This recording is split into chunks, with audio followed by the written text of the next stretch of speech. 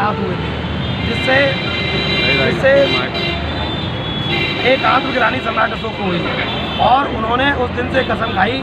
10 दिन चले इस युद्ध में उन्होंने जो रक्तपात देखा उससे उनका हृदय हिल गया और मानवता उनके अंदर प्रकट हुई और उन्होंने आज के ही दिन तथागत गौतम बुद्ध के पंचशील के सिद्धांत को अपनाते हुए और त्रिरत्नों को अपनाते हुए, अहिंसा के मार्ग को अपनाते हुए, सबके मार्ग को अपनाते हुए आज के ही दिन 10 दिशाओं में प्रचार प्रसार के लिए दीक्षा ले ली और उन्होंने आज के दिन भारत को ही नहीं संपूर्ण विश्व को वसुधैव कुटुंबकम का नारा दिया और संसार को अपना परिवार माना और इस परिवार पर मानते हुए उन्होंने प्रत्येक नागरिक को कहा कि हमें तलवारों की और तीरों की जरूरत नहीं है।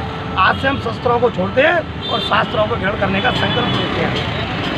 शस्त्रों को छोड़ते हैं और शास्त्रों को ग्रहण करने का संकल्प लेते हैं। उन्होंने कहा कि हमें कोई नहीं खा सकता, कोई नहीं मार सकता। अगर मनुष्य के अंदर उन्होंने ये नारा दिया, उन्होंने ये अपील की कि प्रत्येक नागरिक के अंदर पंचशील और त्रिरत्न होंगे और प्रत्येक व्यक्ति के अंदर साहस होगा, पराक्रम होगा, आत्मविश्वास होगा और स्वाभिमान होगा तो भारत शेरों का भारत कहलाएगा। सम्राट अशोक के ज़माने में शेरों का भारत बना था। बड़ी विडम्बना की बात है, इसे सोने की चिड़िया कहा गया और लोग आक्रांताओं के द्वारा लूटा गया।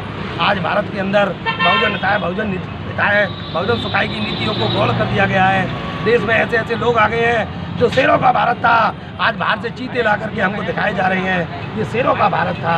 आज हमारे सम्राट अशोक जी का आज मानवता के लिए दिया गया वो दिवस था, मानव कल्याण के लिए आहुत वो दिवस था। जिसे 10 दिशाओं में 10 ज्ञानेंद्रियों पर विजय प्राप्त करने के बाद इस घटना को आज के दिन हुई थी, इसलिए बौद्ध धर्म ग्रहण किया था।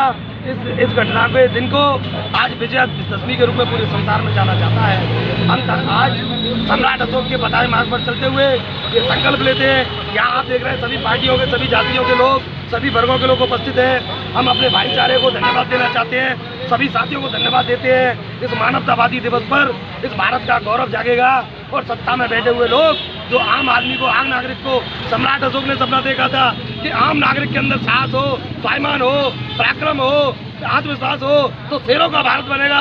लेकिन भारत को महंगाई के द्वारा, भारत को असमानता के द्वारा, भारत की शिक्षा नीति को खराब करके भारत को कारों का भारत बनाने की कोशिश की जा रही है, जिसको हटाने के लिए हम संकल्प लेते हैं और सम्राट अशोक के बताए हुए मार्ग पर चलने की कोशिश करते हैं।